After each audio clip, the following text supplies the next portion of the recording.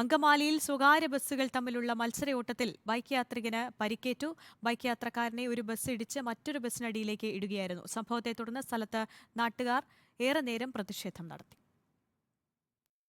സ്വകാര്യ ബസ്സുകളുടെ മത്സരയോട്ടത്തിനിടെ കാലടി മലയാറ്റൂർ റൂട്ടിലോടുന്ന ജീസസ് എന്ന ബസ്സാണ് ബൈക്ക് യാത്രികനെ ഇടിച്ചു തെറിപ്പിച്ചത്.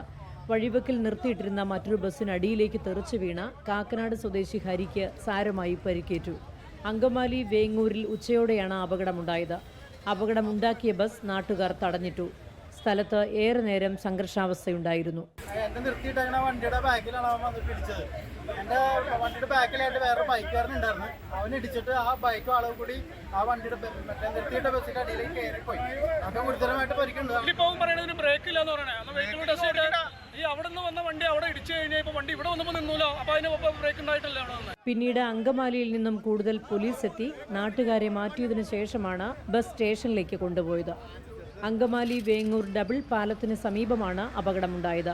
ബൈക്ക് യാത്രികനെ ഇടിച്ചു തെറിപ്പിച്ചതിനെ തുടർന്ന് നിയന്ത്രണം വിട്ട ബസ് ഒരു കാറിലും ഇടിച്ചു.